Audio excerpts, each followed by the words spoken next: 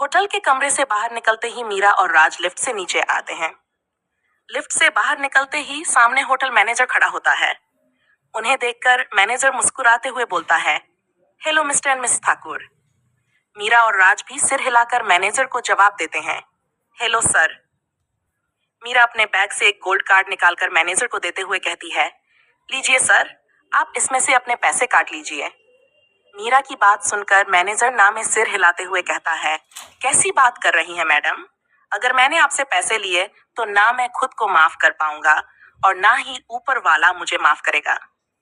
आपके दादाजी ने मुझ जैसे आदमी पर भरोसा किया जब मेरे पास कोई काम नहीं था और आज मैं इस होटल का मैनेजर हूँ। मैनेजर की बात सुनकर मीरा कार्ड उसके हाथ में रखते हुए कहती है, देखिए सर, आपको ऐसा नहीं करना चाहिए। आप भी यहाँ नौकरी कर रहे हैं और अगर आपने इस तरह से काम किया तो आपको नौकरी से निकाल दिया जाएगा। रही बात एहसान की, तो उसे चुकाने के और भी तरीके होंगे।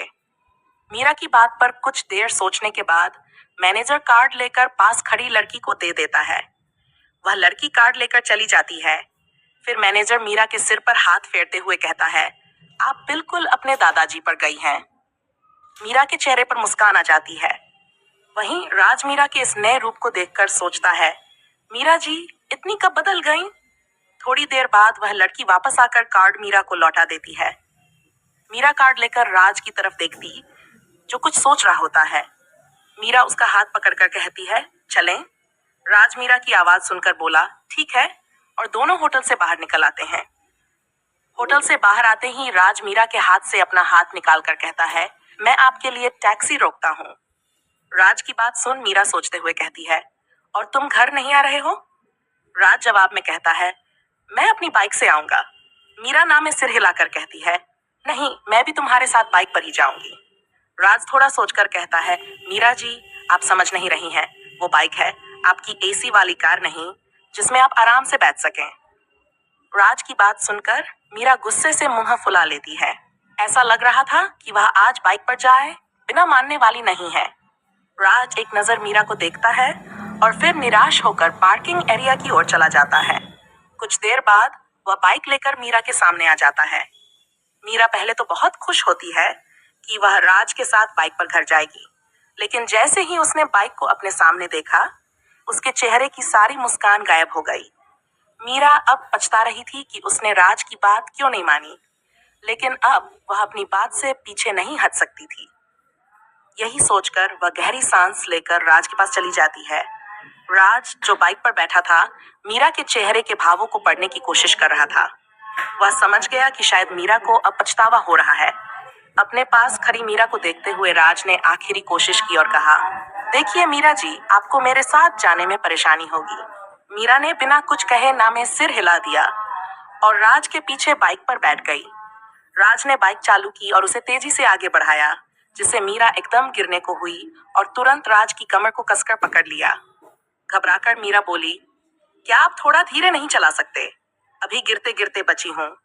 मीरा की बात सुनकर राज ने बाइक की गति धीमी कर दी। दोनों घर की ओर जा रहे थे जब अचानक एक आदमी बाइक के सामने आकर खड़ा हो गया। राज ने तुरंत बाइक रोक दी। अचानक रुकने से मीरा चौंक कर बोली, तुमने बाइक क्यों रोकी? अभी तो हम घर भी नहीं पहुंचे हैं। राज ने उसकी बात को नजरअंदाज करते हुए सामने खड़े आदमी को देखा, जो उसे गुस्से से घूर रहा था। मीरा ने भी उस आदमी की ओर देखा और पूछा, ये कौन है? वह आदमी राज की उम्र का ही लग रहा था। राज कुछ कह पाता उससे पहले वह आदमी उनके पास आकर बोला, नमस्ते भाभी जी, मेरा नाम राघव है। मैं और राज एक ही कंपनी में काम करते हैं। राघव की बात सुनकर मीरा ने सिर हिला दिया। भला उसे कैसे नहीं पता कि राज कहाँ काम करता है? वह उसके दादाजी की कंपनी थी। राज राघव को देखते हुए बोला, तो कंपनी क्यों नहीं गया? राघव ने जवाब दिया, भाई, मैं तो बस जा ही रहा था, पर तेरा क्या इरादा है? तुझे जाना है या नहीं? राज ने हैरानी से कहा, मतलब? राघव ने सिर हिलाते हुए कहा, तुझे पता नहीं है क्या? कंपनी में इस समय कोई सीईओ नहीं है, इसलिए एचआर डिपार्टमेंट ने नया नियम लागू किया है कि कोई भी कर्मचारी 2 दिन से ज्यादा छुट्टी करता है तो उसे नौकरी से निकाल दिया जाएगा। और आज तेरा तीसरा दिन है। अगर आज भी कंपनी नहीं गया तो शायद तुझे भी कंपनी छोड़नी पड़े। राघव की बात सुनकर राज ने सिर हिलाया और बोला, ऐसा नहीं होगा, मैं आज जरूर आऊंगा। राज की बात पर राघव ने सिर हिलाया। दोनों ने कुछ देर और बातें की। फिर राघव ने मीरा और राज को अलविदा कहकर चला गया। राघव के जाने के बाद मीरा ने बाइक पर बैठते हुए राज से पूछा, कंपनी में कोई सीईओ नहीं है? राज ने बाइक चालू करते हुए जवाब दिया, हाँ, लेकिन जल्दी ही नया सीईओ आने वाला है। मीरा ने उत्सुकता से पूछा, मतलब कौन आ रहा है? क्या तुम उसे जानते हो? राज ने सिर हिलाते हुए कहा, जानता हूँ और जल्दी ही तुम भी जान जाओगी कि वो कौन है। इतना कहते ही राज ने बाइक रोक दी। मीरा कुछ और पूछ पाती, उससे पहले राज ने मीरा को उतरने के लिए कहा और घर की ओर इशारा किया। मीरा ने नजर घुमाकर देखा और बोली, अरे हम इतनी जल्दी घर पहुंच गए। आज के लिए बस इतना ही। दोस्तों, अगले भाग में मिलते हैं। अगर आपको कहानी पसंद आई हो तो कृपया कमेंट कर जरूर बताना और लाइक करना ना भूलें।